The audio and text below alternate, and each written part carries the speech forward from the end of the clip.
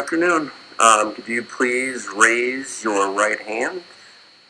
And do you swear or affirm that the testimony you are about to provide is true and accurate? Absolutely, yes. All right, thank you, sir. And at this time, I would just ask that you please state and spell your name and provide your address for the record. Robert Ritter, ROBERTRITTER,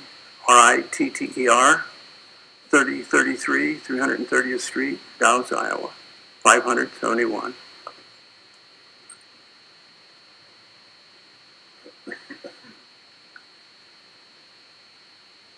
And that is Wright County, correct? Correct. And you see the KMZ map ahead of us on the screen?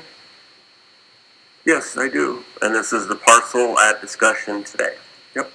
Do you have any other way that you reference this parcel that you'd like us to be aware of? North 80. North 80. So as we discuss this parcel, we're going to use the term North 80 for the record. Good. And just so you know, while you're describing this parcel, if you can use things like north, south, east, west on the parcel, just for the record, so that your words create an image as we go back and read through that record. You bet. Okay, thank you. And Mr. Floyd has also been handing out exhibits to the different parties as well. We're just going to, or each one is going to be on their own.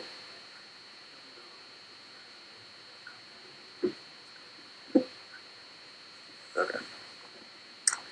We'll have staff label those and get some names to them, and we'll have you admit those later on in this, if that sounds good with you. Yeah, I would like them admitted. All right, we will get that. We'll get, for the parties out there, we will get those labeled and then go through those just to make sure you have no objections and make them a little bit more formal. May I thank the consumer service of your department? Yes, you may. Thank you. They have been absolutely outstanding when we call them. We're halfway up to speed on some of the new computer world, but they've answered a lot of our questions and got us on board. And it's been a stressful week, but we've got everything going so far. Awesome. So I thank them. They're very great people. They do a great job and work very well with customers, and we're very fortunate to have that division. So I appreciate hearing that. So, a few questions about your North 80. Can you please describe the current use of your property and any plans that you would have for a different use in the future? Well, I've kind of prepared to go right down the list of those questions that concern our property, if that's okay. Make my job easier if that's how you want to handle it. Okay, we're first generation landowners. We purchased this farm in December of 1992 to raise corn and beans. It needed to be cleaned up, fed, fertilized, tiled, and grass strips to prevent soil erosion. We crop share with a young tenant, which means we share the crop and expenses. I also help in the family with harvesting. This is our retirement plan, and I hope down the road we get to pass it on to our children and grandchildren. This farm consists of 76 tillable acres. 2 acres are seeded to erosion control. Let's see. This is a terrace like right here. This is grass. This is grass. This farm is highly erodible. This is a waterway right here. There is another grass waterway right there. That's just because, as you can tell, the water comes out of the neighbor's field and runs up into there.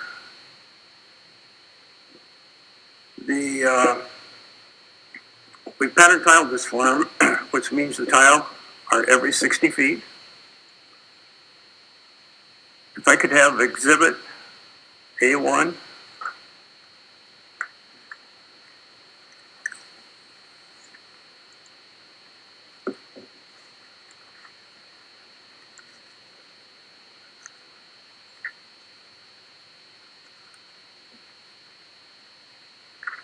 Look like that. Yes.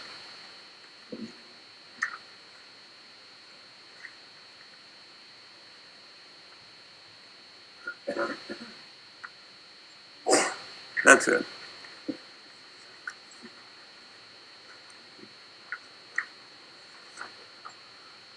This shows the tile. Most of them, as you can tell, the ground has nice gentle slopes in it, so you can tell where the mains are. The main reason for this picture, which whoever is putting these on the screen, I'd like them to keep that as we go on, because I'm going to refer back to this one a couple times.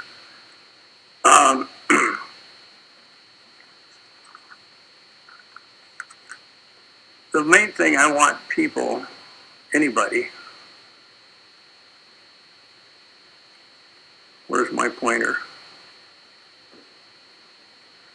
Maybe I'm not, there it is. This little area right in here.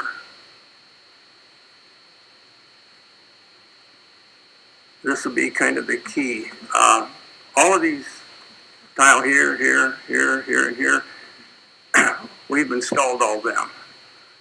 The thing that's been on my mind about the most, it shows the private tile, shows how proposed pipeline will affect the tile. Some of it will cut 26. They will cut 26 of our tile going through here. The big problem is going to be the sub-mains. The sub-mains are 5-inch tile. And wherever you see the fingers, there's always a sub-main to hook onto them, which hooks onto the main tile that goes through here.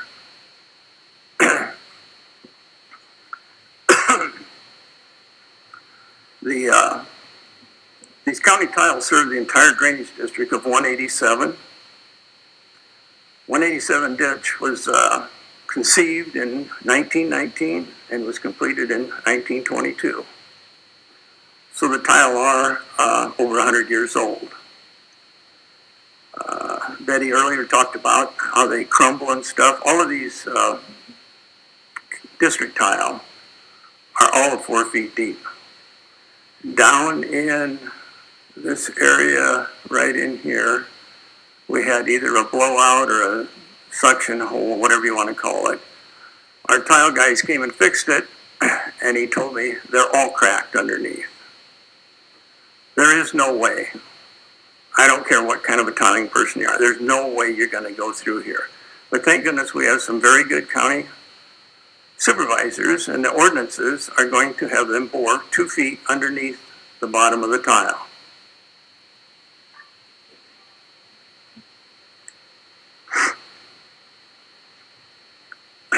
This will require alternate workspace up here and right down here.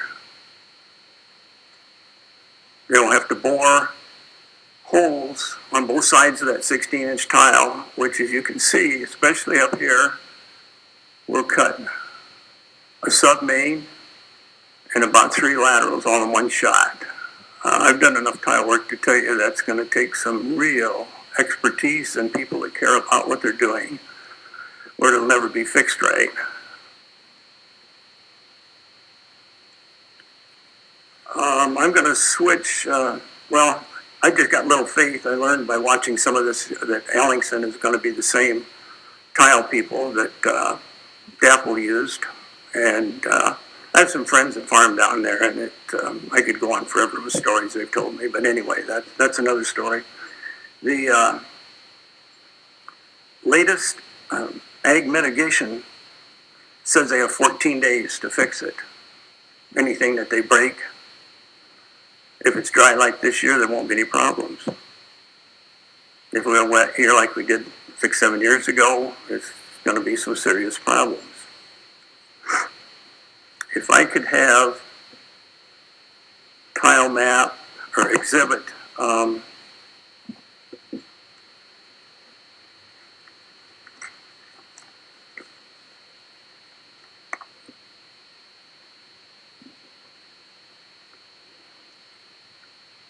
see.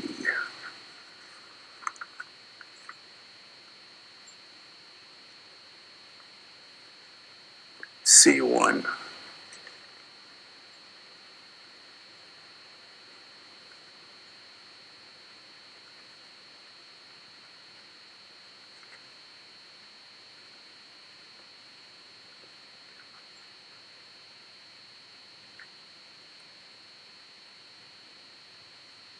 You know, I'm going to switch and go back to C. I got it wrong. Sorry about that.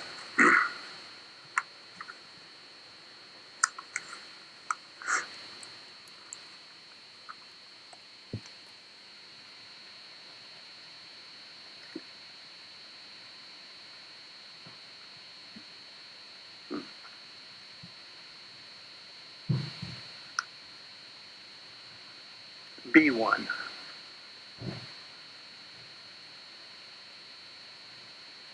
And I'm sorry, B is in boy or B is in boy, yes. B is in boy.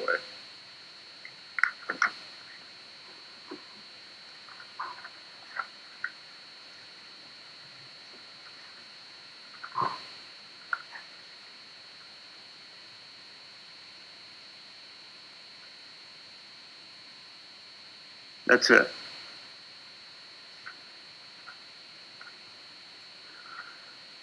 This blue line up here is the starting of this. There's an open ditch up here. It's approximately 2 miles from the beginning of the open ditch down to here. This is called Main 2. It's a 28-inch tile. Again, I just want everybody to look at where this lateral F hooks on to this main tile, because the next exhibit will show that, which will be exhibit C1. And just for the party's sake, I'm labeling this one as hearing exhibit 2, even though it's referred to as B1. Our naming system will call this one Ritter hearing exhibit 2. Okay. Your Honor, Yes. there were a few exhibits that were pre-filed with the A1, A2, B1, B2, so just trying to avoid confusion. All right, let me check in on this one because I didn't realize that.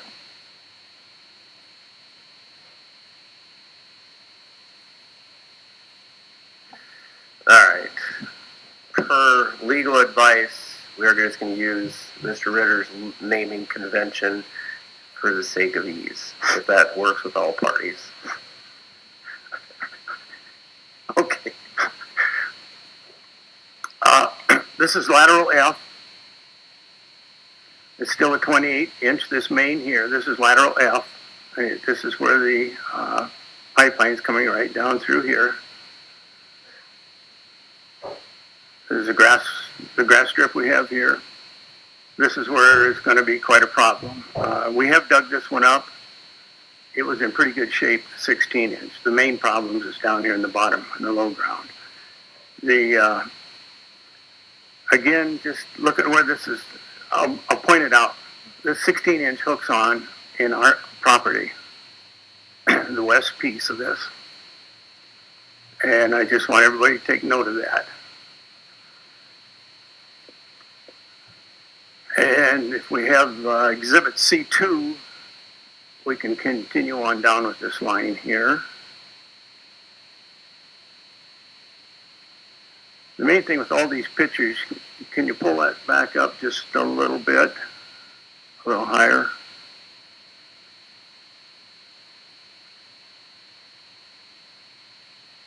These are all off the beacon, off of our county maps, just a little higher. So you see on the bottom, it tells everything what these are. It says on every one of them, it now goes down to 26-inch. There's 1,000 feet from here to here. The tile changes again, and when we get to the next picture, we'll go with lateral G. If I could have exhibit C3.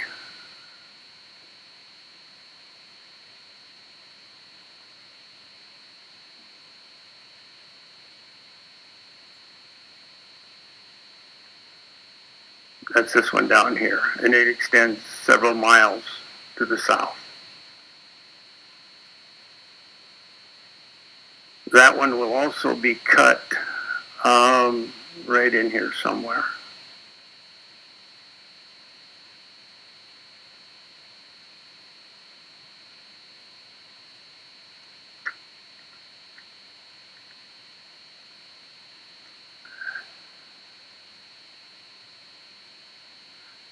One of the big things we've been trying to do, we've been working with them. We're on our 4th or 5th land agent.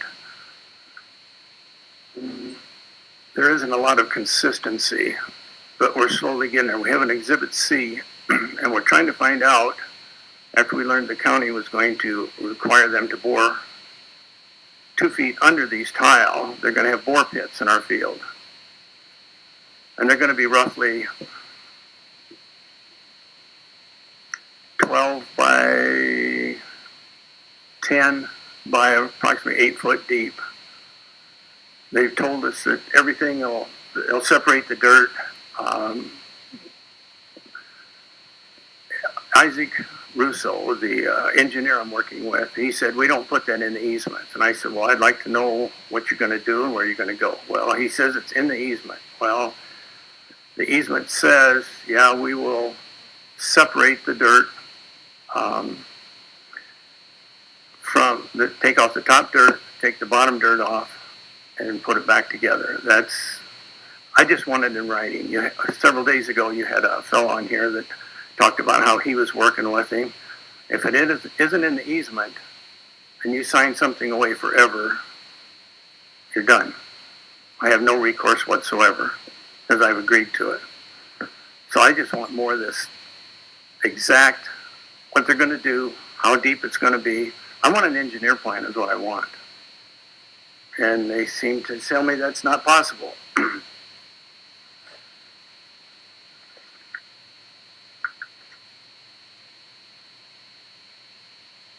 These tile, I need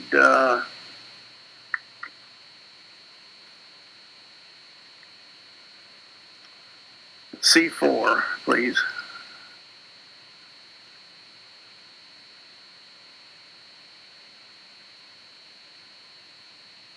For our property, this is the end of the line. That one also is an 18-inch. That's still the main. This is the lateral F. This leaves our property and goes over here. As you can tell, the neighbor's done pattern tiling on his too.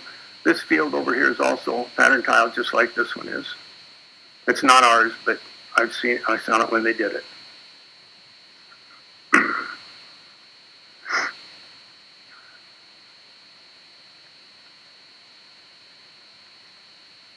Originally, this farm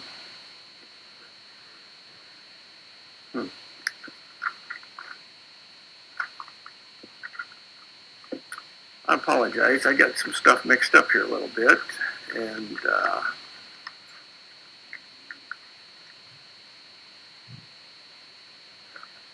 if I could have the A1 map again.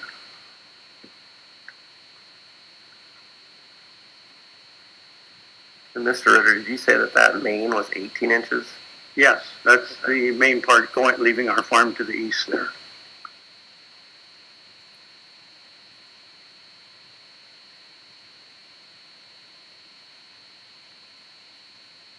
Again, this place right here. This map was generated by Summit, an engineer. He told me he had a computer program, and I've been advised by other people, Extension, Farm Bureau people, work with them, give them your maps. So looking at this piece here, this 18-inch comes out and hooks in the neighbor's property. So if we could go to Exhibit D2,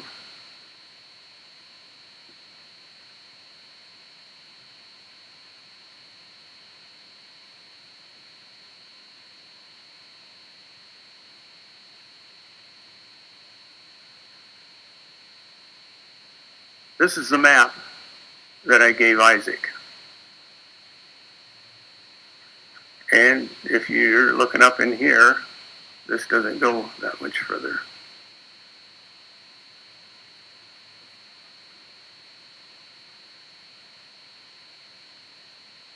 I've heard more than once from Mr. Dubinsky that everything's in the easement, everything is mapped out, and it's all done right. If you look at this map and look back at A1,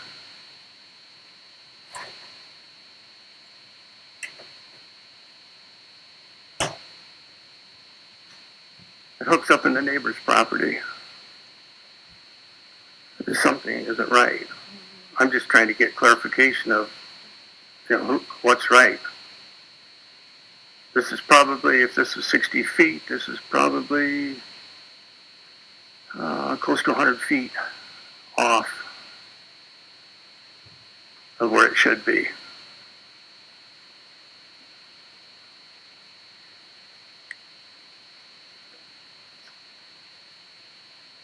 I'm going to show you one more map.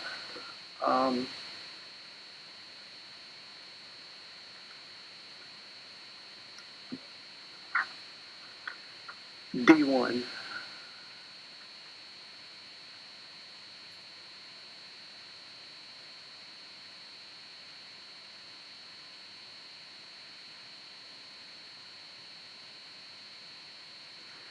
This is a map when we closed on this farm in 1992.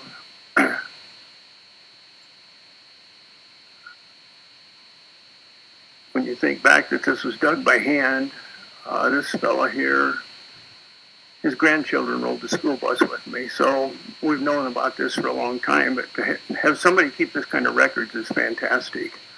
And he shows the 16 even hooking on further down here.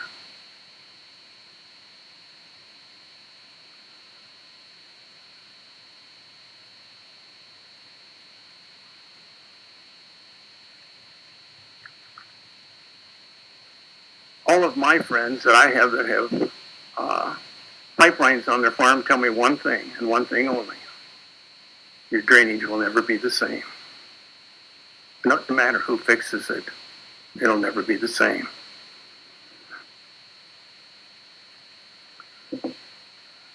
The tile problem is probably one of the biggest things that I worried about first, because those district tile, that main and the 16, the two 16s that go off of it, I really don't control that. The district does.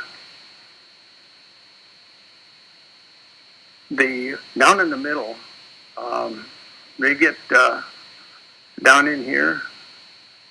I have no idea. We've never dug this one up. I do know this up in here. The guys that fixed it for me, which is the Aaron's brothers out of Dow's, Iowa. Their dad tiled for us. His granddad tiled for us. They told us that that tile was all crumbled and chipped up. To find a 26-inch dual wall plastic, you don't find them sitting around, so we had to wait a little bit. But they understood. They just took out the only tile that was broke, used cement and wrapped it, and put it back together. And that tile is all of 4 foot deep. The clay that surrounds that is what's holding the tile together. It's amazing that tile can last that long, but if nobody's monkeyed with it, why, it'll stay pretty good. I know from a friend of mine right now that's digging in electric lines, and he said they were down 8 feet the other day, which I don't know why he was that deep, but he said 8 foot, and they were in clay, and he says the clay crumbles. So the next time we have rain events, I'm sure we're going to have some more tile, and especially if the pipeline goes through.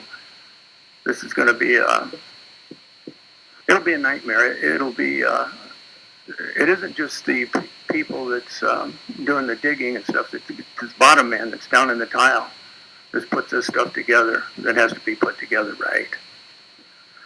And of course the easement does say that they'll fix tile, and you call us and we'll send people. And at least now with our county regulations and the easement, it does say 14 days. Well, we all know how that works with county stuff. So anyway, that's my story on the tile on that farm. I'm not quite as concerned about it now. I'll shift gears and go to the next question. The IUB regulates utilities to ensure that reasonable, priced, environmentally responsible, and safe utility service for all Iowans. This is not a public utility. There are no services being offered to the public. You have not required any environmental study, or more importantly, which is the dead elephant in the room, is safety. Summit's project for hazardous CO2 pipeline is going to have a huge impact on the environment and is going to put lives of all islands at risk. Denying testimony from those you deem not directly affected is so disappointing. I had a different word for that, but my wife is very nice, so she put disappointing. Disappointed is mildly putting it. Some of them, these people that you claim shouldn't have any say, live closer to this pipeline than some of us landowners. Public utilities don't withhold financials and safety protocol. Our concern is if you grant a permit, which would result in condemnation of our land, we will have no say as to what we can do for our land. Who is Summit? This is a group of private investors organized by Bruce Rastetter to profit from 45Q tax credits. This is a financial decision. We do not want any foreign investors taking control of our land. The easement state Summit can sell, abandon, replace the pipeline forever. This isn't about disruption to our farm. The much bigger issue is safety for all islands. That responsibility lies with you. You have not required any public pluming model, which Summit claims to be a privileged and secretive reasons. I'm an old deplorable, and I went online and I found all kinds of stuff out there. Don't have to be a rocket scientist to figure some of this out. This is dangerous stuff, especially in the critical state. For some reason, everybody keeps forgetting about that critical state. If it was a regular CO2 pipeline, if this was a public utility, I would have a totally different attitude. Totally different. Is Summit in charge here? It appears to many of us they are. Eruptions happen and are visible online. Summit's unbelievable short setback distances from schools, towns, wells, homes, livestock are a blatant disregard for life. FINSMA came to Des Moines looking for public input on updating safety regulations for hazardous pipelines. The new updates for safety regulations were needed.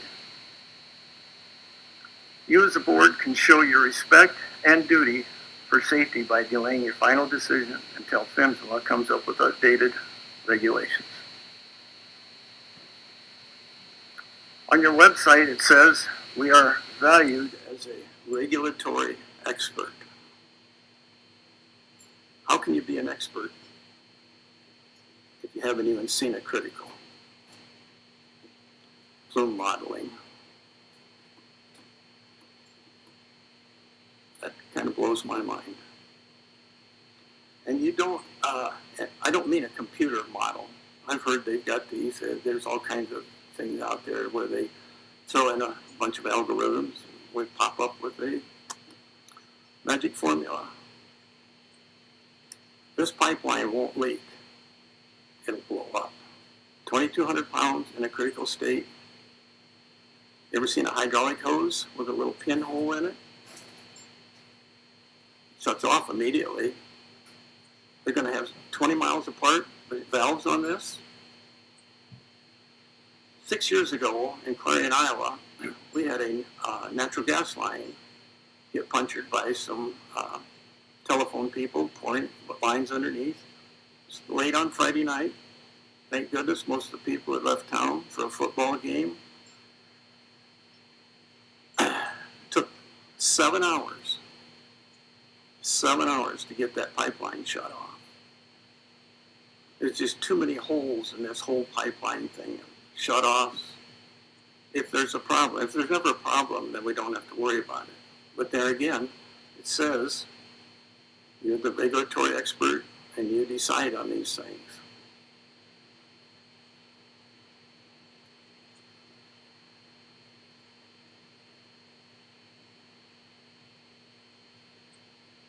We need and are due total transparency.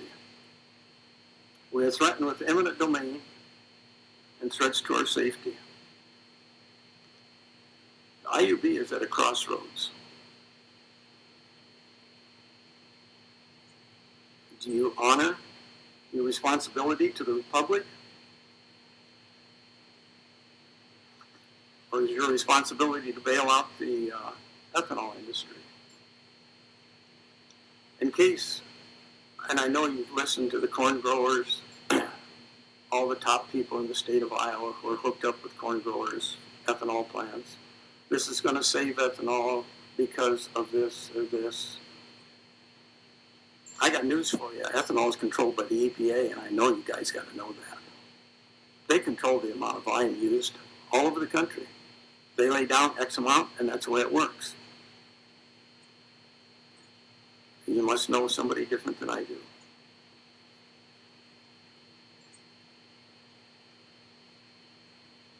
Entire counties are voicing their concerns on pipeline failures as a reality. You ask me concerns? Pipeline ruptures, that's the main concern. The pipeline is in a rural area, most of it. What's the level of acceptance of death?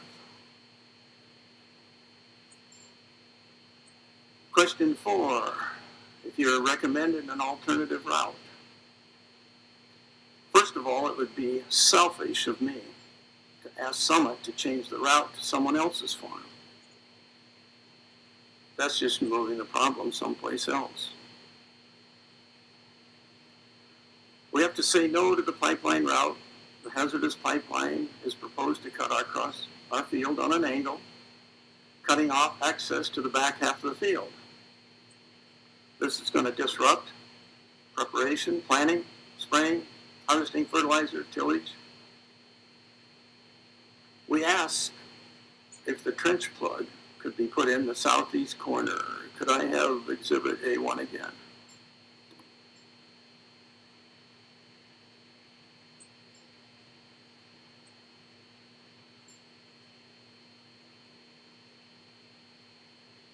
Which would be right down here.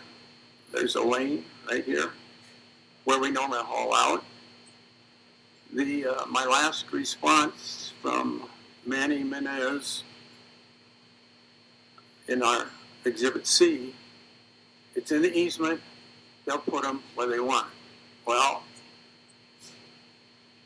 I'll tell you the truth, me and the land agents don't always see because they are totally unaware of our situations. And the first guy I showed a map to with this, I think somebody else alluded to that today, is what are all these lines?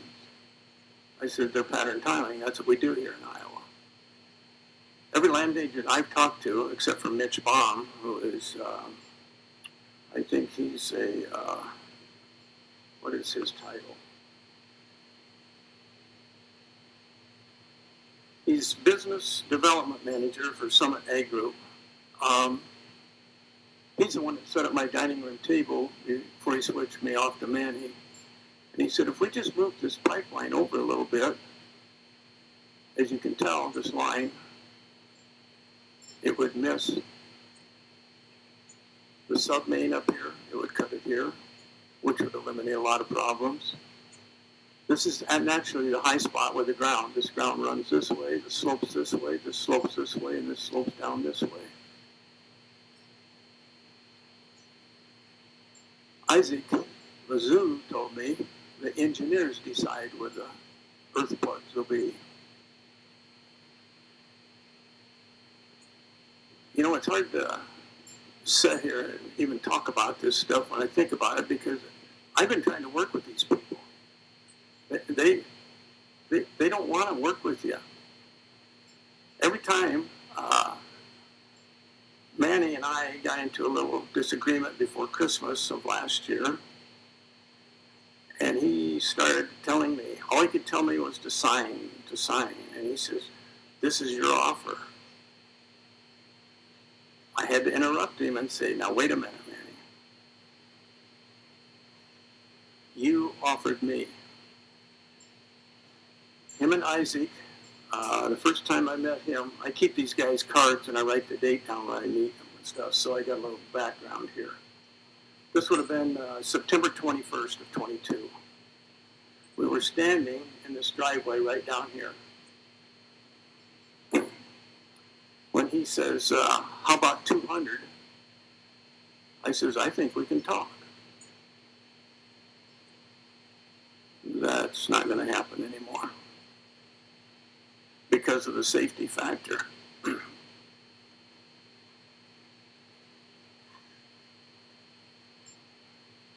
We can't get answers now because they push, they know, they've got this, they've even, I won't say that, that's hearsay.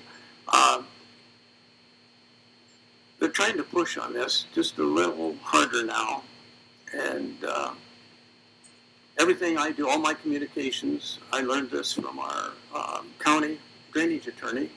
It was on a Zoom meeting. I've kept all of the emails. That's the only way we'll communicate, so I have a record of everything. The only way, we've done a few text messages, but I had to actually clear them, and I mean clear them gently. They were calling on weekends between the engineers and the land agents. I know Bruce Rastetter was told by an extension man that he says, you should have just made everybody a partner. Would have been easy. I'm not against pipelines if they're put in safely and handled safely. Pipelines are probably going to be one of the biggest things around. This one is nothing but a tax grab for the rich people. I'd love to have some tax grabs. I offered to buy a share in this. Mitch Baum says, "Oh no, they're all sold out." Well, he said, "They're kind of pricey." I said, "So what are they?" He says, "They're $100,000 a piece." I said, "I'll take two." You can't buy it. Our personal stock portfolio we have over 1,000 shares of Energy Transfer. They pay excellent. That's a public company. This is not a public company. That's all there is to it. Iowa Code 6A and 6B. I'm not going to go into that. Betty discussed that. All this stuff is going to come out when we get into a real court hearing.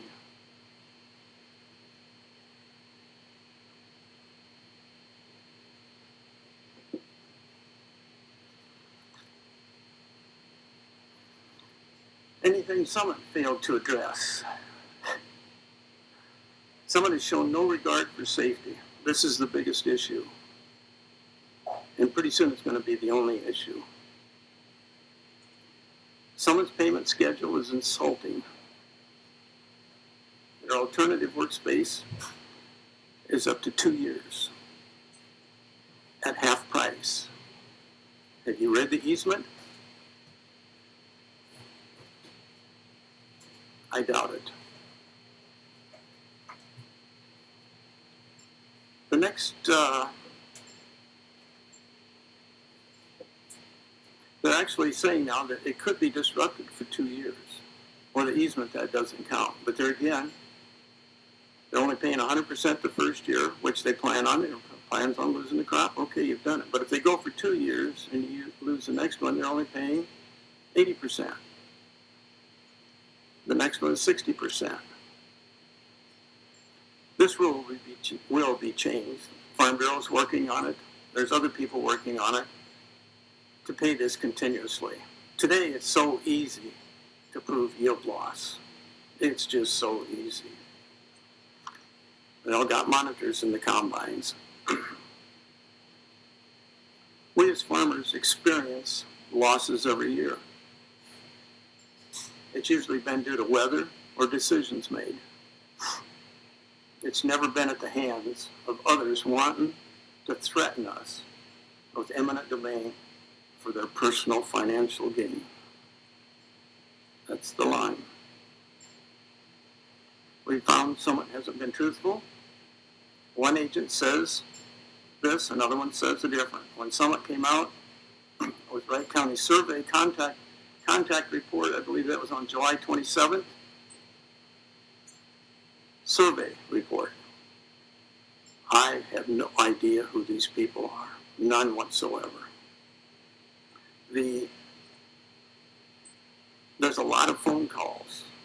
We don't have a landline anymore. July 31st of 21, we ended our landline, which would have still been in the phone books. Maybe they called them numbers and stuff. There again, all this deceiving stuff.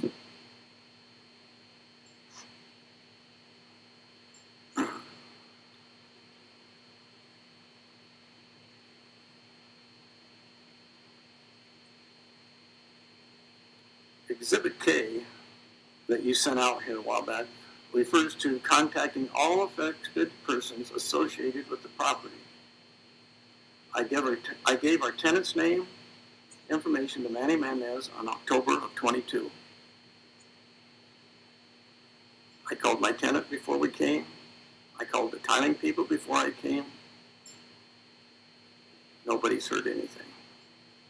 He says he can't find it. I'm sorry, folks, that ain't my problem. That is not my problem. Them guys are going to have to go out there and go to work. I'll tell them if they come. They want me to tell them. I'm just sick and tired of this, trying to shove something down my throat I don't like the taste of, okay? Governor Reynolds on national TV states, Iowa is a state where you don't have to worry about what the government's going to do to you next. You are the government, and we're worried about what you're going to do to us next.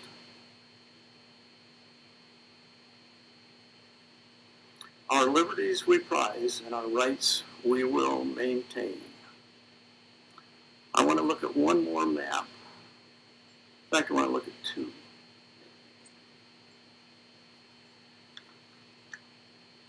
Exhibit A3, please.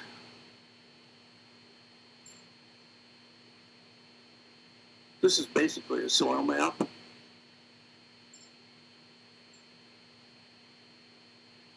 You can tell the pipeline is coming in up here and going down here. All you gotta do is look over here and see what kind of ground it is.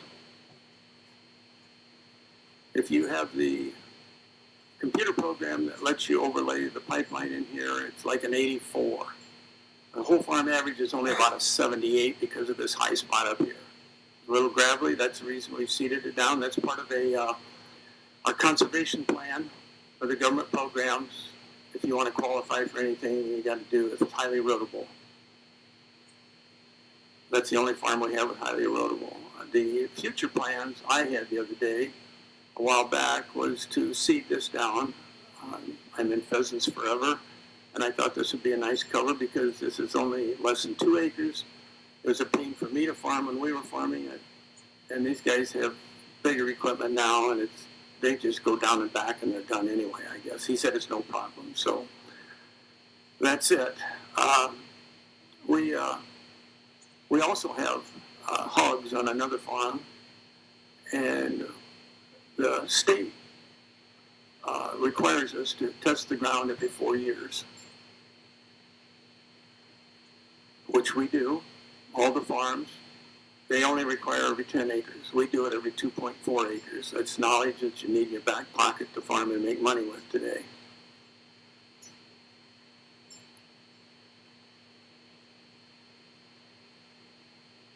I think I have one more map, which I just received this morning. XYZ, there we go. Eric Helen the other day asked, what red line are you talking about? Oh, there it is.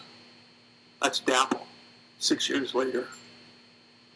I think at the bottom of the page it shows the green is the 65 bushel to the acre was beans last year. There's a couple dark spots in there. Those are spots that the farmer tells me doesn't grow anything for the last 6 years.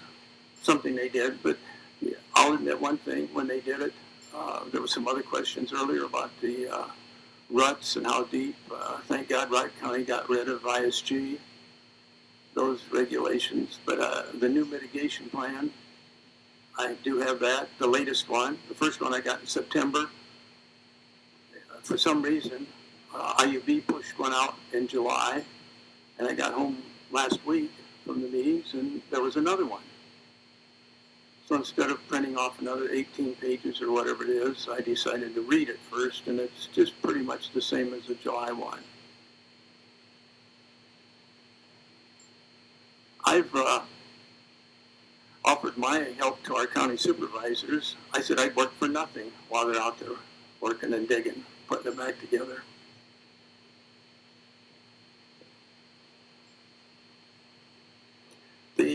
The state laws will get changed in the next few years on the 5-year payments. The pipelines, no, I don't care how they do them. When you take earth from 4 feet that's clay, that's never seen sunshine, and mix it with other dirt, they aren't going to keep this completely clean. We all know that. Mitigation is the only way to make sure you get it straight. Keep it as low as possible. We live in an area, we have access to, we usually don't haul hog manure to this place because it's too far away from the hog barns, but we use a lot of chicken litter. We have a lot of chicken sites right around there. And I will go back to hiring our private agronomists that we had before. Again, I just hope you guys would wait for the new rules. This safety thing is, it's huge, and it's real. That's the problem. It's real.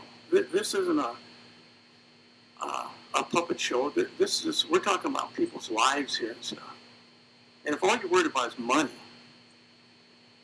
my God, we got a government that puts it by trillions of dollars at a time. They don't think anything about it. Lives are much more important than money. I guess that concludes my sermon. Can you explain this parcel right here? This isn't your parcel? No.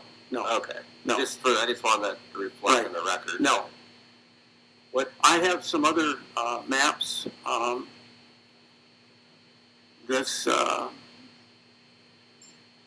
I'm not exactly sure. I know the guy farms south of there, and he just heard about me testifying and says, well, here's this map. I says, well, can I use it? And he said, yeah. He says, as long as that's all it shows, nobody knows where it's at or anything. So I've got 3 more maps that are on a pipeline. It was the last time it was worked on. It's a natural gas pipeline. It's north and east of Highway 35. North of Highway 3, there's a pipeline up in there. And some of the people that I know, we were talking about pipelines, and he flipped his computer screen around and he showed it to me. I've got last 5 years data. It's not quite that extensive.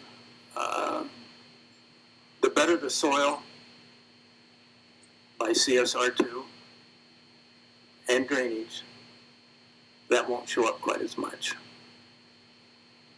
Farming isn't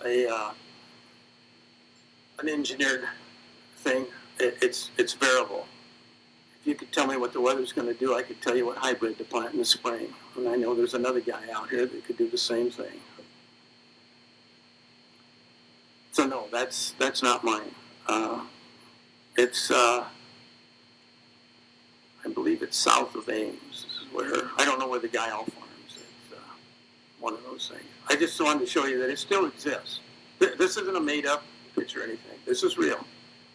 And I'm going to have some of these other people, I'm going to get them some more real charts, but I want to make sure, like Betty, I don't have their permission to use them in a public hearing. So when I get that permission, then I'll be talking with the friendly attorneys, and we'll go from there. So that's it. Thank you. What exhibit was this labeled as? XYZ. XYZ? Yeah, so that's not really fine. Okay. It's just, Are you entering this one as an exhibit? I thought everything you put online went in, or it doesn't. So I want the record to note, for our purposes, that exhibit XYZ is not the partial Right, it's not the partial, yeah. that we've been It's talking not, about. it's not the Ritters, okay? I just wanted, it's kind of got the same shape, so I just wanted to make Yeah, sure. right. I understand. And back to some of the other questions that I would just need a quick answer to on this list. There are no other easements on this property? Is there what? Any other easements on this property? No, no easements. No buildings. The building site you see on the map is, that was sold off before we bought it. Okay. All right. I would turn this over to party questions. Mr. Taylor, can't forget about you just because I can't see you. Can't forget about you. So I will allow you to ask this landowner questions if you have any. Thank you. Mr. Ritter, I'm Wally Taylor. I represent the Sierra Club. This must be Wright County Day. Yes, Did it you is. guys all ride down together? Pardon? This must be Wright County Day. Did you guys all ride down together? No. Just for the record, we have the KMZ file up here, and in the northeast corner, you mentioned that there are two grass strips that they're both kind of L-shaped. Is that right? Correct. Okay. And those are for erosion control? Yes, they are. Okay. Do you have any kind of government program attached to those? No. No, this was here when we bought it. Well, I tell you, it's hard to say when this was here. This is a high spot here. The elevation from here down to here is probably 20 feet, I imagine. And it slopes down real critical here too. This would be called a D2 slope if it was a little bit longer. It's amazing the government rules and regulations and numbers they use. But this is a nice little gully here. If we don't have the grass in here, this will wash out. The soil type is that. And this here runs this way. It'll run a gully. And if we put this in up on top, it keeps all of this from just going over the edge. So there is no, we don't get paid for any of that stuff. We just do it. It's part of at that time we did it years ago, it was just a conservation plan to be eligible to be in the farm program. Yeah, that's what it is. Okay. And just to the east of those grass strips, it looks like some buildings. What are those? That used to be with the farm. I really don't even know who owns it now. It's changed hands quite a few times. No, wait, the fella, I'm trying to think. This fella that bought it here a few years ago, built this shed. He passed away. So I'm not sure who it went to. Okay. Are there any people or animals in those buildings? No, not right now. Okay. I think you mentioned some terraces. What are they? Well, this right here is the way it's built up, and this really slopes away here really bad. So this, I don't know if somebody built it or if it's just a natural. That years ago this would have been a pasture right here. That's all there is to it. So those grass strips in the northeast corner are described as terraces? yes. Okay.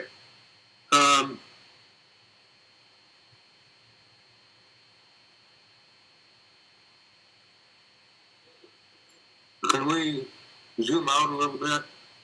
Yes. In the northwest corner, it looks like there's a waterway or some sort of line there. Yeah, what is that? A gully. Okay. It's just the depression of the ground. It depends on what time they take these pictures on these maps. That is the reason we put this here. To stop, there's an intake in the fence line. That's where that 16-inch comes up when it tees off down here and goes up into the neighbors. That's we just put that there ourselves. That doesn't have anything to do with any program or anything. It's just this land is our retirement plan. We want to take care of it. Okay. You bet. The pipeline crosses that gully in the northwest corner. Do you have any concerns about the pipeline crossing that gully? Not if it's done right. How would it be done right? 4 foot below the ground elevation.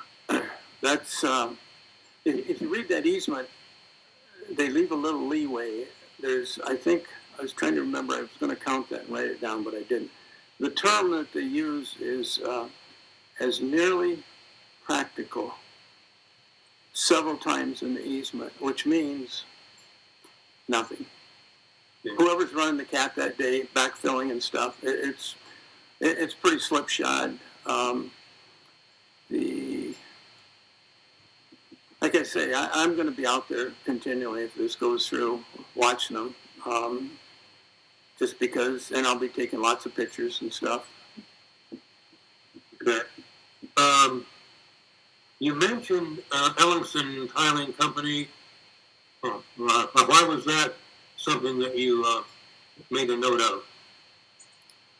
I think, didn't you bring that up like last Tuesday or Wednesday, maybe? No, not Wednesday, it wouldn't hurt. Tuesday. And I had forgotten that, so we have a small closet full of data and stuff at home. We're starting to throw stuff away because we're getting down to the end of the line here. But I dug it out, and I says, it is Ellingson. And I, like I say, I know several farmers that farm down there. We just talked about this story about 2 days ago, and he says, well, what killed us was on a Friday night, we had 5 or 6 inch rain. And he said those blankety blanks were back out there Monday morning working, and he had some pictures. And if you go online, there's all kinds of stuff. DAPL pipeline. Iowa State has some super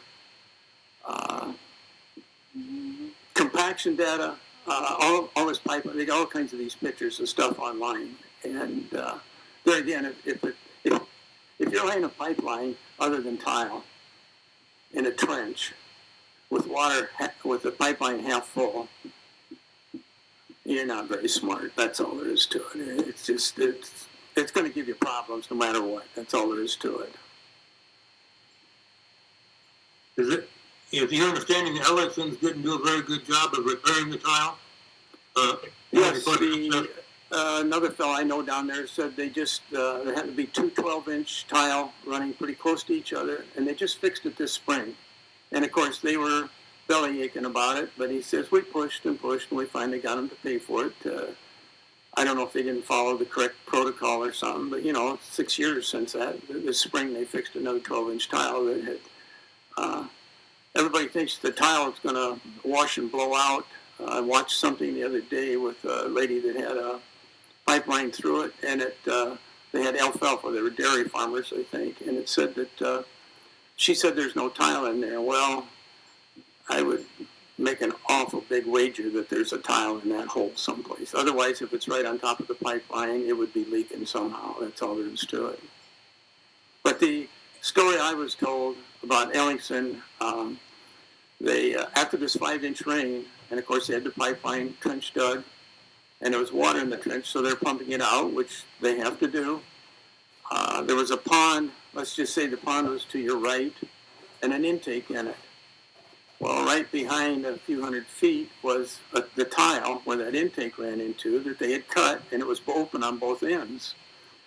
The water they were pumping out of the trench went into the intake, and whoever was out in the field doesn't understand how water runs, and they couldn't see it. Of course, naturally, the tile were all full, so it was running out of both tiles. But it was running in the intake, and the fellow knows which way the water runs in the tile. They were running it right back in the tile ditch again. So it's just, if people do that, if that's their business and they do things like that, it won't be done right. It's real simple. You said Wright County has an ordinance regarding drainage. Can you say for the record what that ordinance generally does? When was it done? Or? Let me rephrase it. Are you able to give us some idea of what is in that county ordinance on drainage and how it might protect you from any problems with this pipeline? Yes. That was one thing I was waiting for, to do a little more talking with the engineer and the land agent, is because I don't control that tile. The county supervisors do. And that's one of the things they have a code that they control that on the secondary roads. And they can make ordinances, and they know that if this goes through, there's probably going to be several more horsing around and going through. By requiring them to not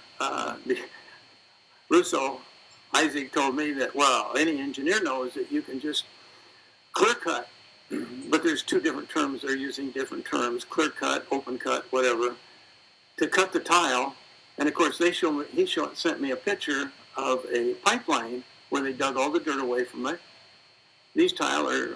All these older tile are roughly 30 inches long. So if you've got an open ditch, they're going to just fall in. And the supervisors have put the rules in place. Between the new ordinances for the secondary roads and the drainage districts, Summit was so nervous about it that they basically told them they was going to sue them if they didn't change a few things. And they changed a few little things in the wording, but that threatening people doesn't get you very far, okay? So this county ordinance was drafted fairly recently then. It was amended.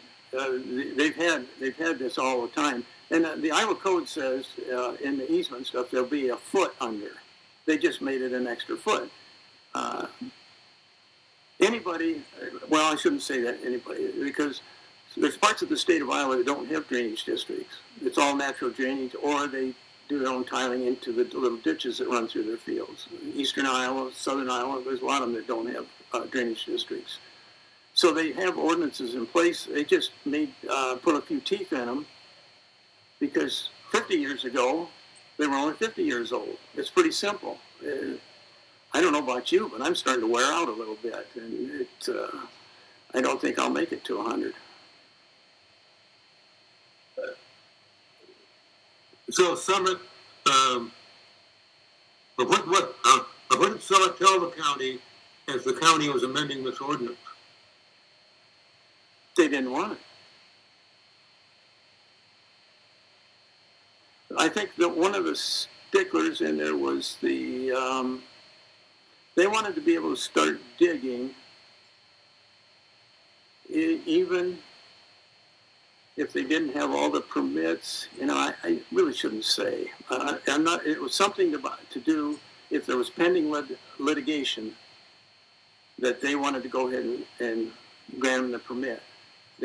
I think they filed for permits, 6 months ago or so. And especially on the road angle, some of the supervisors meeting were really quite interesting and got a little vocal. They were not deemed a public company. We had an incident with that several years ago on our local REC. They changed the guidelines for maintenance for public utilities. Somebody misread. There's 2 forms on the website, our Wright County website. There's 2 forms. There's one for public utility, and there's one for a private. If I want to do a driveway, if I want to do anything in the right-of-way, even though I'm paying taxes on it, I have to get permission from the Wright County Engineers Department. But they've made it real easy now. You go online, you click it up. The people in charge at our little local REC just didn't read the right paperwork, and you talk about some heated meetings, we had them. But it all got worked out in the end. Yeah. And so the county did pass the ordinance, or the amendment? Yes, they did. Everything has been passed now. I didn't bring them with me today, or I could have quoted a few things to you, but I need to pick up, okay? Yep. You said because the pipeline would go diagonally across your property, that would cut off access. Can you explain for the record why that would cut off access? Well, if you have an open ditch from here to here,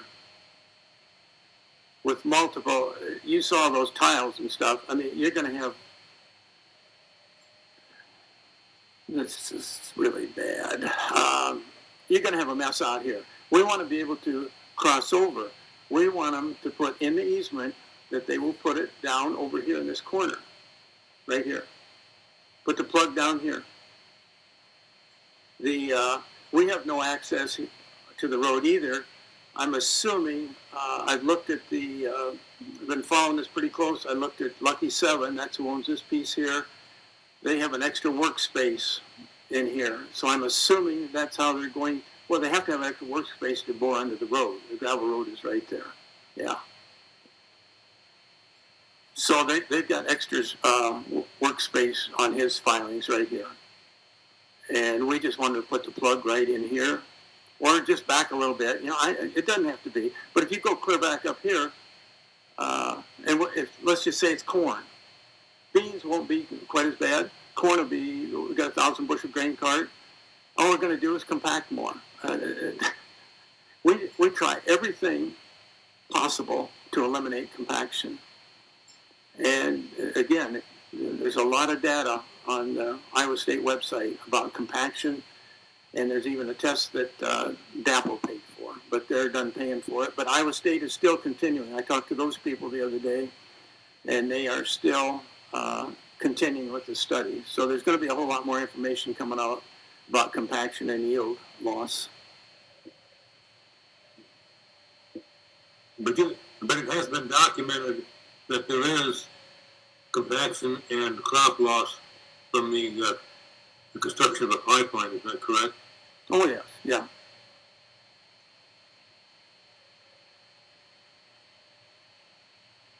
I think that's all the questions I have. Thank you. Thank you. Mr. Reinders was up first, so we'll go with you first. All right. Thank you. Good afternoon. Good afternoon. I only have a few questions I wanted to follow up on. At one point, you indicated that in your portfolio you have stock in Energy Transfer. Can you explain who Energy Transfer is? It's a pipeline company in Texas. I think they have, I can't remember the exact mileage. I can look it up on my phone later because I keep track of the stock on my phone, okay? Sure. Just off the top of your head, do you happen to know of any specific pipelines that they own? Do they have one now? I'm sorry, I spoke a little quickly there. Off the top of your head, do you happen to know of any specific pipelines that they own? They're mostly in Texas and Oklahoma. So you're not opposed to pipelines, No, even though there are issues with that red line that we all saw on the map? no, I'm not. It's if it's done right. We always had a private agronomist working for us. We had him. I guess we didn't hire him all the time. We had how was our agreement? We had like he'd put a lawyer on retainer or something. I could call him. I like to do my own scouting. All the fields, all the land we own. I can close my eyes and you tell me where you're at. And I'll tell you the soil type and stuff because I've walked them. That's just the way I am. But you know, if this was a utility of some kind, but this critical state stuff, this is not safe. That's the end of the story. Eminent domain. There's two things here: eminent domain and safety. And the rest of it's just immaterial. This whole situation of mine here could be worked out real easy if it's done right. If it's done right. But I know the people. I've been around. I've done too many contracting. We've built a house. We've built sheds. We've built drying systems. If you're not watching them, if you're building a new house, I'll guarantee you better be watching the carpenters in there because you won't know the floor plan when you get back in there. Does that answer your question?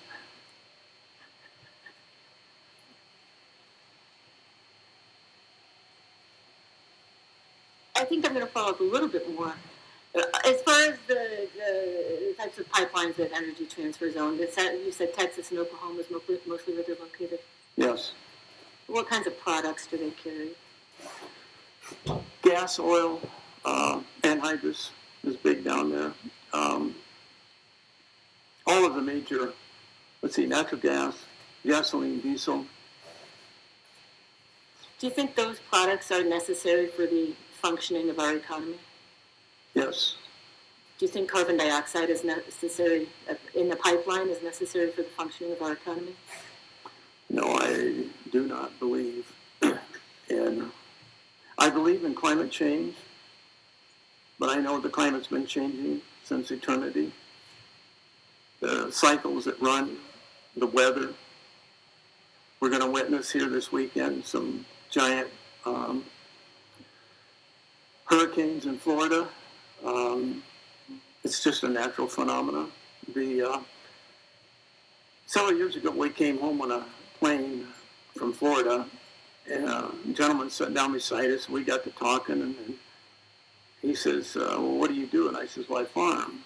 And I told him some of the stuff we were doing, how we started eliminating tillage and everything to just lower compaction, keep everything really up to snuff. The agronomists we used to have always talked about the soil.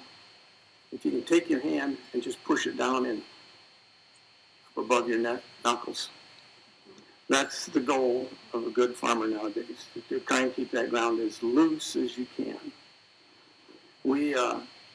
My wife reminded me of my motto of working a field too wet was if it wasn't dusty, we probably shouldn't be in it.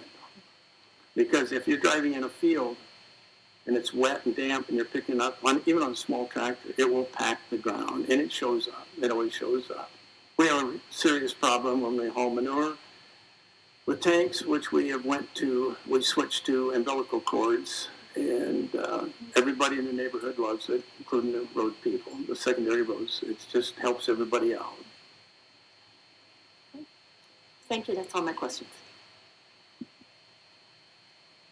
Ms. Grunaken?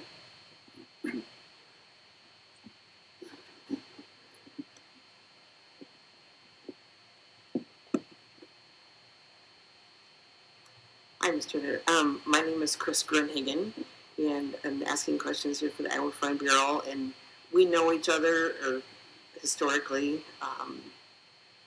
And so, do you mind if I call you Bob? Not at all. Does that bother you? Okay.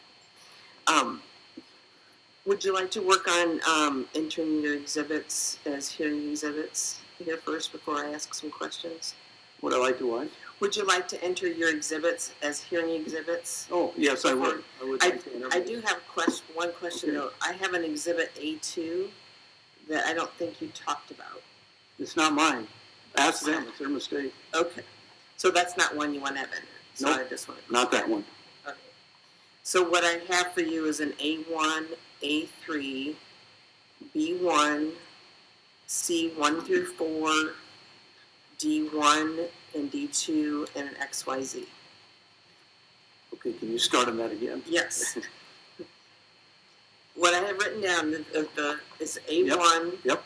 A3, Yep. B1, Yes. and then C1, and then through C4, Yep. D1 and D2, Yes. and then XYZ. Is that one isn't mine though. I mean, it's mine, but it's not, yeah, and, yes, just leave it in there. That'll work. That's up to you. And Yeah. so, just helping you out and getting the numbers in for the record. And if you want to ask Board Member Burns to enter them as hearing exhibits, you can go ahead and do that. Yes, sir, I would like to enter them as a permanent record. Okay, thank you. Are there any objections to entering these exhibits? See none, they are entered. Thank you. You filed quite a few comments in the record, in the Utilities Board record, At least 5. and those were filed either under Bob Ritter or Robert Ritter. Yes. The one I want to focus on a little bit is one you wrote, I think your first one, November 1st of 2021. And I know you don't have it in front of you, but I'm just going to ask you some questions. Could the Utility Board staff pull up Ritter Hearing Exhibit A1, which would be the one with the tile maps?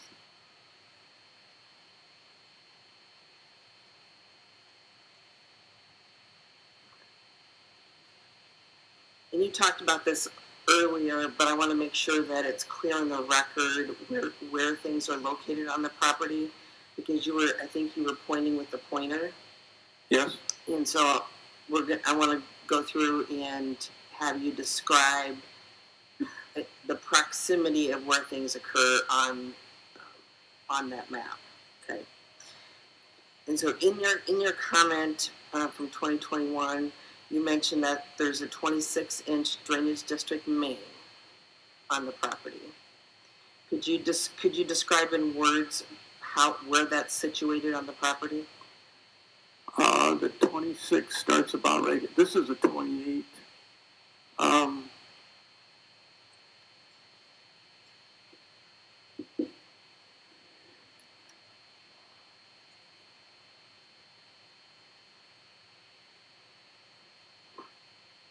These aren't labeled.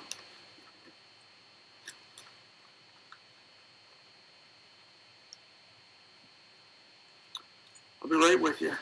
No problem.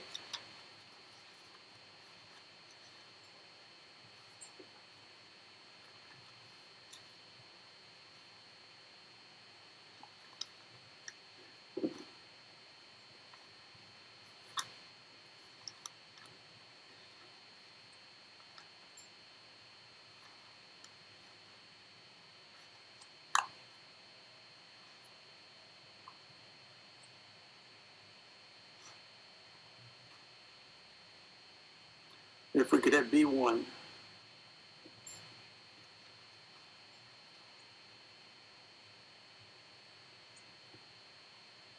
This line here is a 28-inch, right directly from the dredge ditch, and comes right into here. This line is 28 inches, 3,700 feet long, so it's 3,700 feet to the open dredge ditch up here. This is where it changes. The lateral F is the one that feeds into it here. If you don't understand drainage, the further down the line, the bigger the tile has to be. And if you knew the topography of this, and when you've got a 28, a 16, and then it's from here, if you go to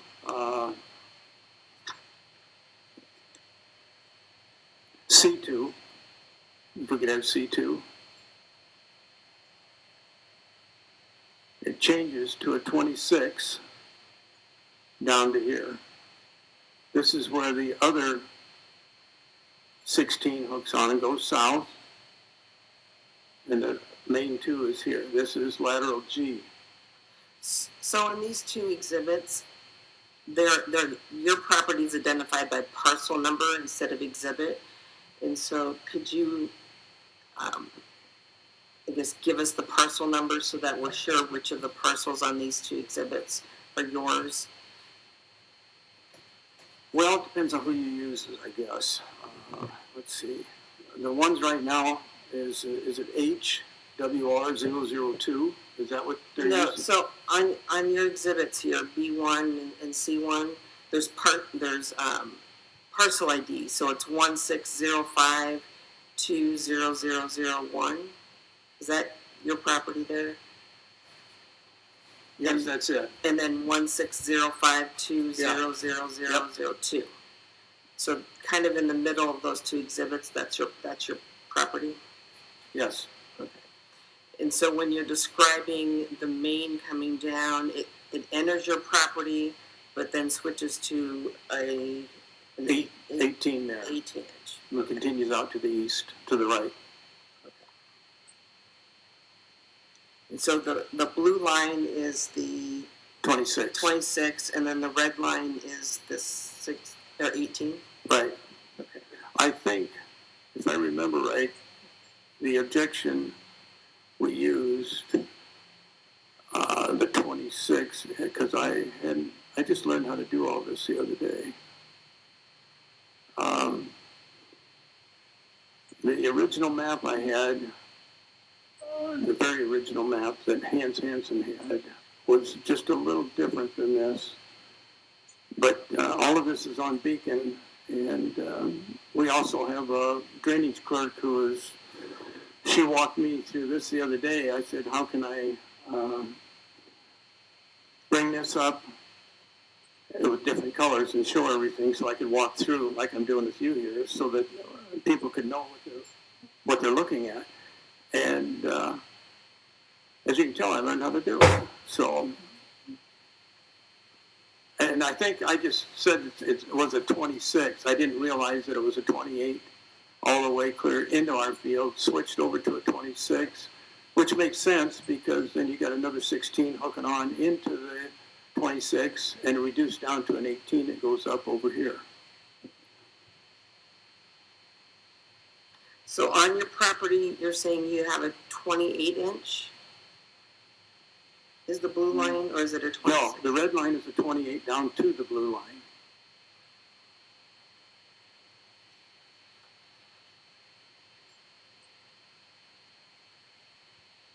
That's the 26 right there. And you're on exhibit C1?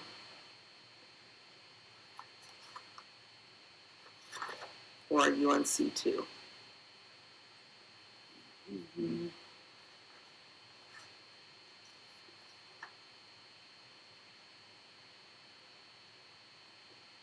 I think there's different colors. C2. C2. I think there's different colors depending on which exhibit you have. And then there's the two laterals identified as exhibit F and G. Those are 16 inch. Yes, this one up here is lateral F. That's a 16 inch. And this down here is a 16 inch. That runs clear up to, I think it's 230. I'm not sure with the street. It runs about a mile and a half, almost 2 miles. Actually, it goes under the gravel road. Might go a little further than that. I don't know how far it goes in the neighbor's field down there. And all of those tile lines we just talked about, those are owned by the drainage district? They're what now? Those are drainage district tiles? Yeah, all ones this is all drainage district tiles. Okay. Yeah. And then the map that was on exhibit A1, that includes your private tiles as well. In your conversations earlier, you discussed that Summit was going to have some bore pits or boring extra work areas to get around those county drainage district tiles. Yes, it will be.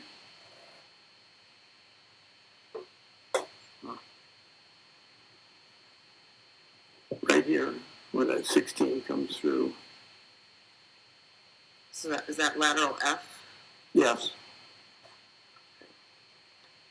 So There'll be a bore pit on each side of it in order for them to be 2 feet under that tile. So where lateral F coincides with or intersects with the pipeline is where there would need to be extra workspace. Yes, And the same with lateral G. yes, same thing, down, right here. And that's approximately on the borderline between the two parcels. Yes, it is. And lateral F was more toward the northwest. Yeah, yep.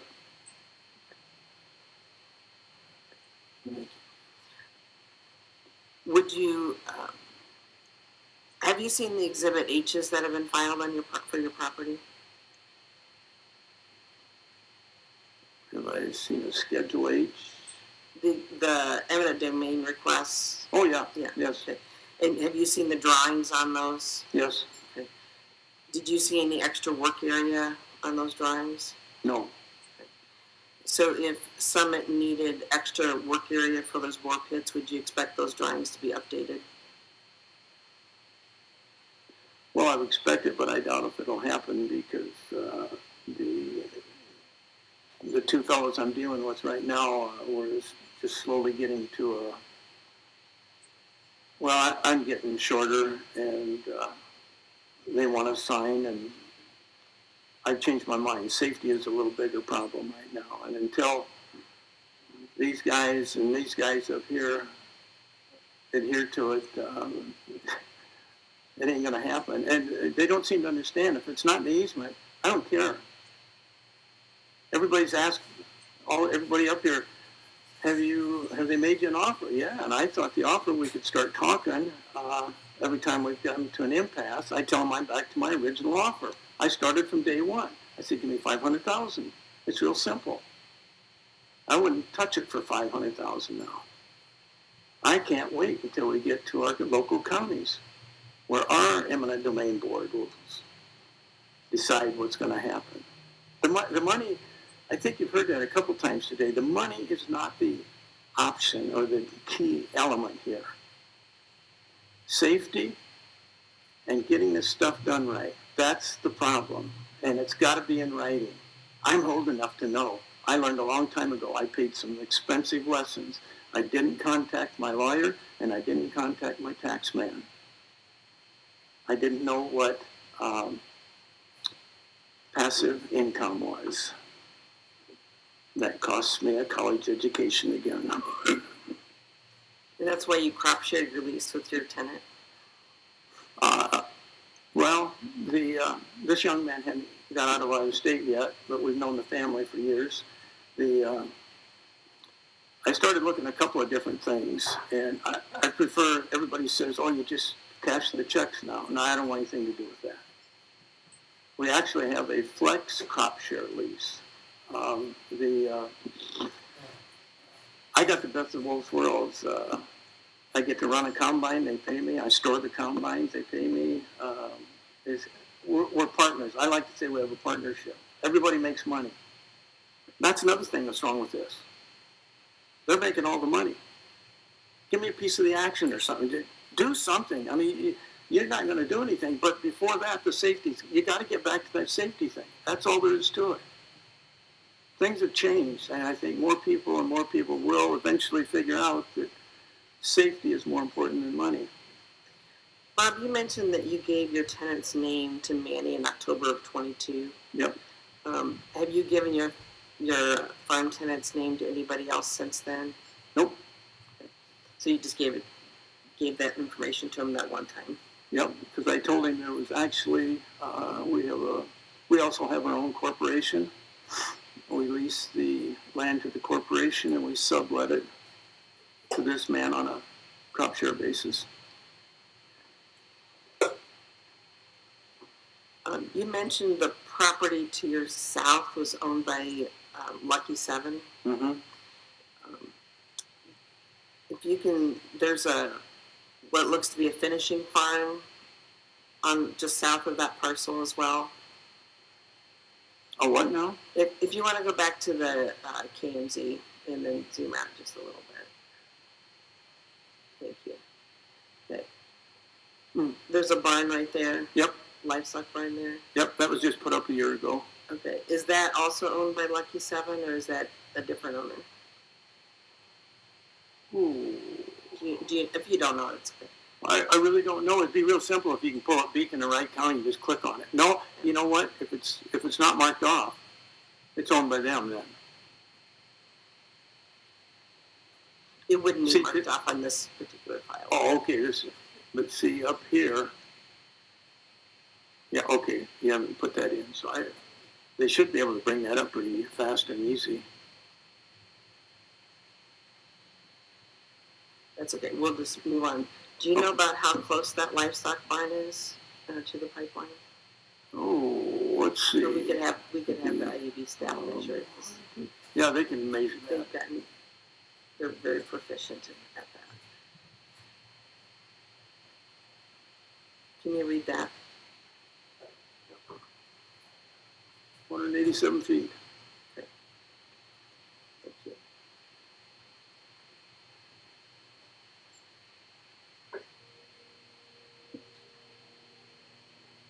So, on that picture, can you point out? You said there was a farm lane or a field entrance in the southeast corner there. Is that along the road? Right here in the driveway. We share a driveway. If things zoom in. So you share a driveway with the neighboring farm? Yes. They. I don't know when that changed. Let's see. Yeah, it changed hands. It's changed hands a couple times. There was some, as usual, farm dispute with the brothers and sisters and stuff. And anyway, when they got it changed, the fellow farming at London, he didn't really have a driveway here. So the county, we just decided that they dug ours up, put a big culvert in here, and we just share that. So it's, if anybody wants to load semis or anything out of there, it's wide enough to park almost on the road and be okay. Did you, in the conversation, the many conversations you've had with Summit representatives, did you raise the issue of being able to access what you've identified as the cutoff portion of your farm? Yes. And did they offer any solutions to that? Let's see. The response was,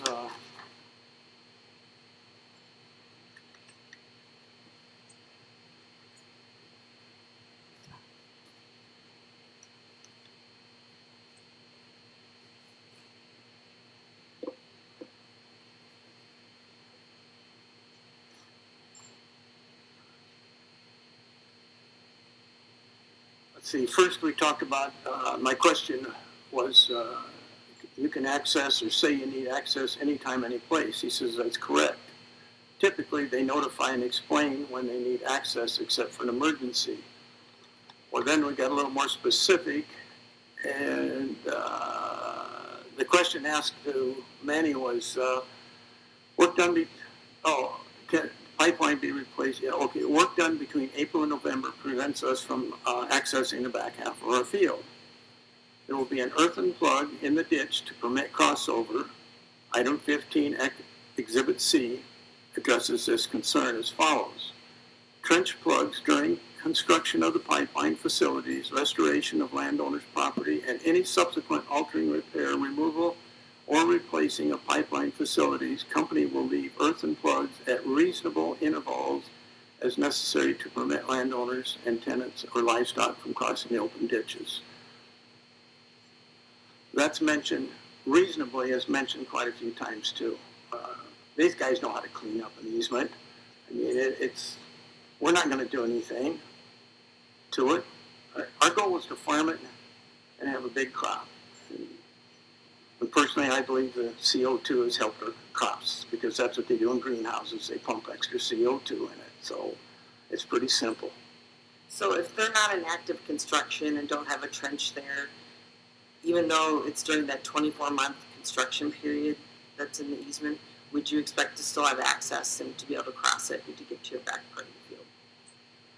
Well, if they didn't supply it, I would. I'd take my loader and shove it in. We'll have access to it. Yeah, it's too simple.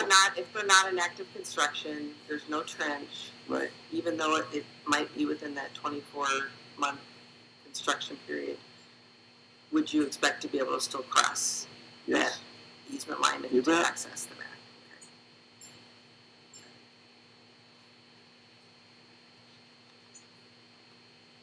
And you mentioned you have, you do have some HEL ground, at least in the eastern parcel. Do you also have, are both parcels categorized as HEL ground? Yes, yeah, it's all, the whole 80 is. And what have you done to maintain conservation compliance in addition to the grassed waterways that you have up in the northeast corner? That's about it.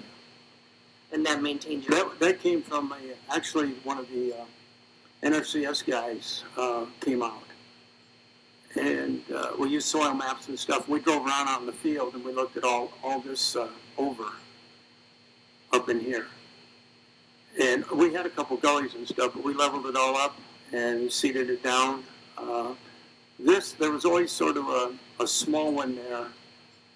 I think everybody that actually farms and wants to take care of the land has gotten a little more conservation minded, and we might even make this a little bit bigger in the next year or two to match their.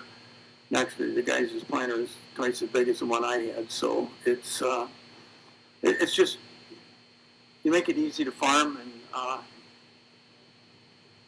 in a conservation-minded way. That's all there is to it. So you have no other conservation structures on the property other than... No, that's it. That's all the questions I have. Thank you. Thank you, Ms. Greenhagen. Mr. Williams? Thank you. You've been up there quite a while, sir, so I have to ask you, how many hours would you say you spent personally on investigating this project, including all of the safety concerns that you've raised? Well, it started probably, I'll just use 2 years. At first it was just going to some meetings and stuff.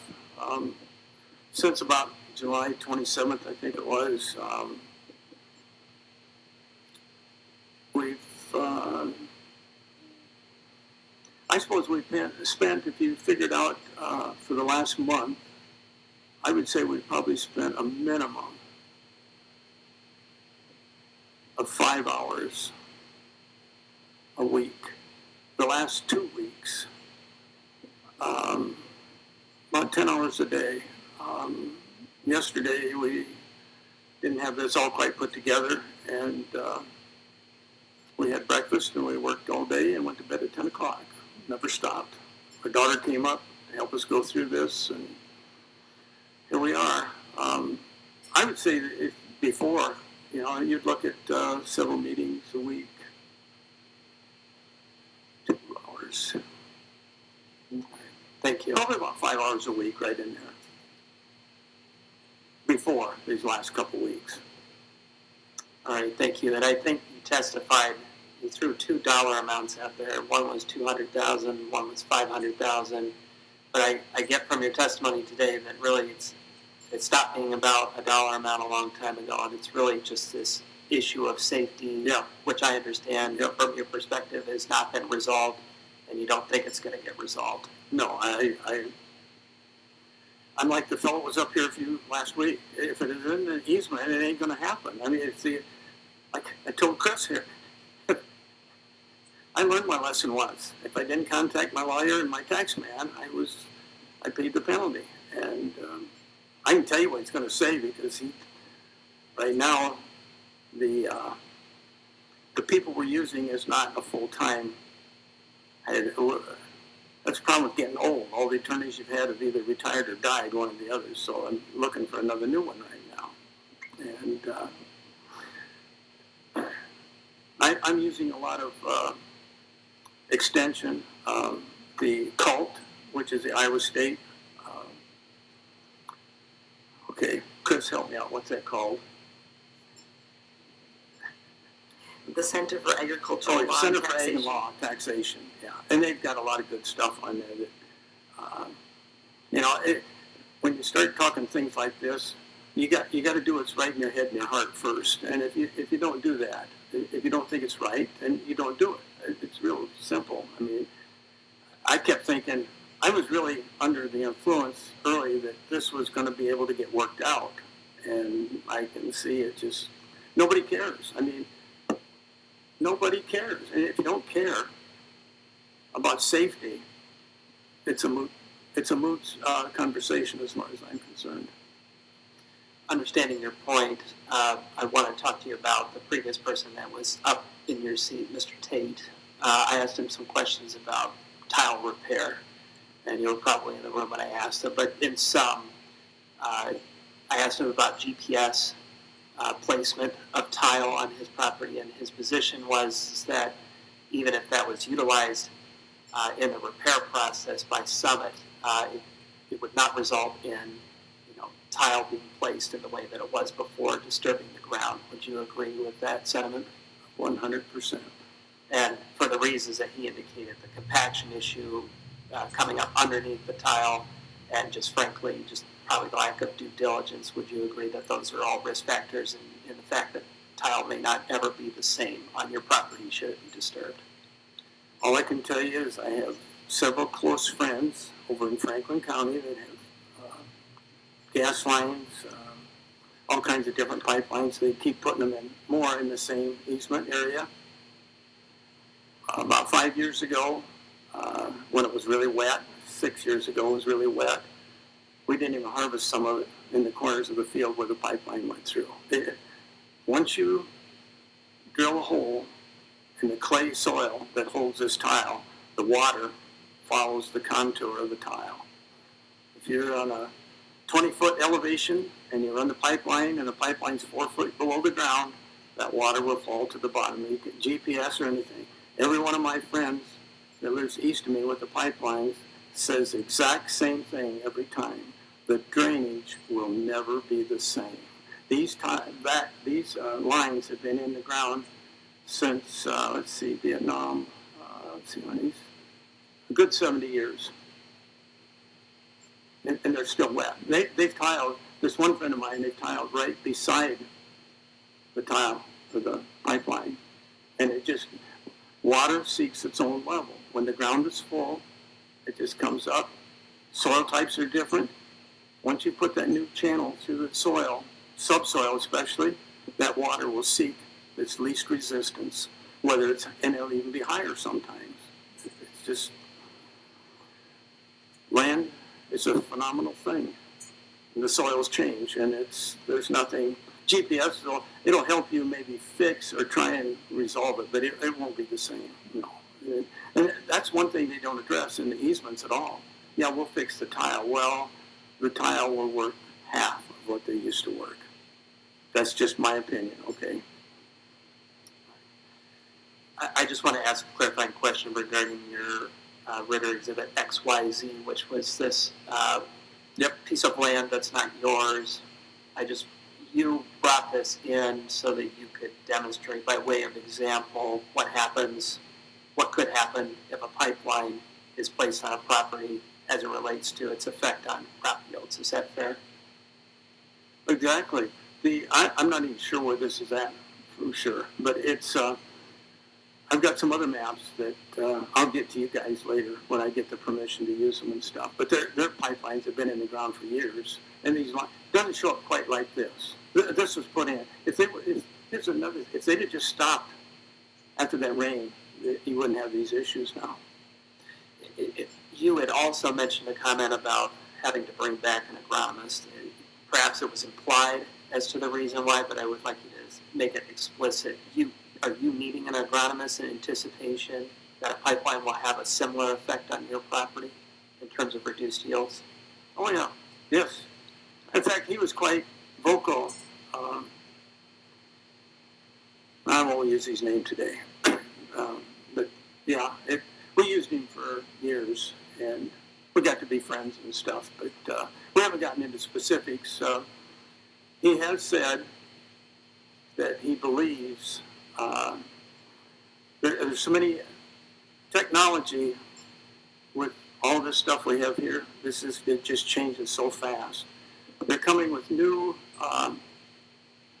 chemicals, I'll call them, that will increase the bioactivity in the soil. And I don't even know what they are. I'm not a chemist. But if you take a piece of ground like this, and if you look at Iowa State's their book on organic matter, to me, organic matter is more important than anything on the farming ground. We have some peat soil on another farm. The organic matter is in the 30s. This will run in the 4s right in there. It'll run in the, well, wait, that's not mine. I have no idea what that one is. I've never walked in that field. I would bet you, though, that those, if that was last year, it was a little dry, those red spots are either it was extremely wet in the spring or the it's a different soil type. And that's the reason you need, that's another technology that's coming is the VRTing. But I did VRTing 50 years ago with hand sprayers and stuff like that. It's just now you can do it on the go. But Iowa State's got some neat stuff on the organic matter and how to build it in soils. And that's the next thing is if it goes through, and the way things are going now, and we go to eminent domain, I'm going to ask for more money. Yeah. And I will have all that data, and the guy, in fact, there's another guy here today that knows some of this stuff too, that there's certain things you can do to the soil with manure, microbic activity. There's just so many things you can add to it now. And I know one fellow that's actually got it all figured out, because once you start moving this dirt, it's just never the same again. They will try as best as practical. That's what it says in the easement, and that's what they mean by it. It's practical. It means easier for them. That's what in the shorthand term means. Once you move that soil around and mix it up, that top 6 inches, every one of us in this room rely on the top 6 inches of soil. This whole country, you can have anything you want. That's the reason we all have cheap food. All this ground that we have, this pothole ground, and a lot of that pothole ground is the palm soil, the peaty soil with the high organic matter. That's what makes it work. The different soil maps, when you look at them, all the good soils in the high 70s, 80 CSR, we can hold 10 inches of water in the top 5 feet of the ground. It's pretty simple to me, but no, it's going to take, I think the fellow I was dealing with, he had figured roughly $1,000 an acre to add some of these new additives and stuff to make it go. But I will make sure I've got that in my books and stuff later. As to the latest iteration of the easement agreement that's been proposed to you, do you see any accounting for those costs that you just indicated, or extra inputs, as well as the use of an agronomist to help restore your land in the event of reduced crop yields? No, they've come with a new angle now. They came with it almost a year. No, it wouldn't be a year ago. 9 months ago or so. They issued all of the same calculation sheets that they gave you from day one, which were a travesty. They weren't right at all. The new ones, they show the calculation sheets as the same, and then they call everything else additional compensation to the calculation sheets. And they're all over the place. Right now they're running pretty close. The couple of people I've talked to that have settled and a couple that haven't settled, they're running just roughly $130,000 a parcel, which is 40 acres. I mean, that's what you pay taxes on. No further questions. Thank you.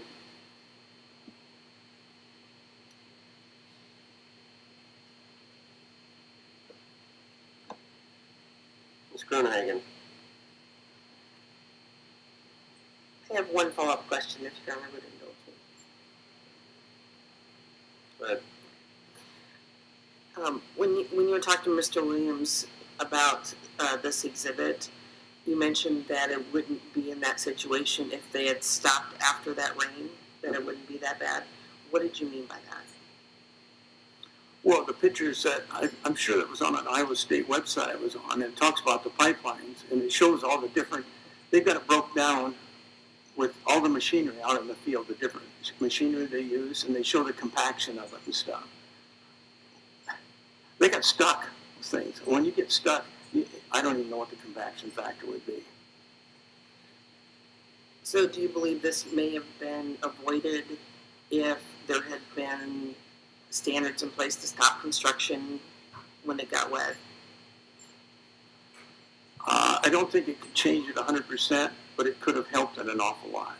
Yes. And that was, ISG was in charge of that, and that's a nightmare. But it'll slowly come back. I mean, if you're willing to spend some money on it. But they don't see that. I mean, they think this calculations, and it has been a big deal to a lot of people. Some people look at it as an extra addition in their retirement plan or something, but I'm not in that position, so it's still the safety. The safety is the key thing. That's all there is to it. Thank you.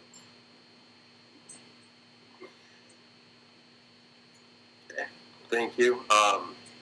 Thank Member you. Marks? Any questions, Board Member Marks? Okay. Just one quick question for you. Do you know, by chance, you brought both of them into the conversation. Do you know Energy Transfer, is Dakota Access part of their assets or not? It could be. I've looked at their pipelines, but it doesn't show that that's on the map that I see anyway. It doesn't show that it's part of it. Just curious. All right. I do not think I have any other questions, and appreciate you joining us this afternoon.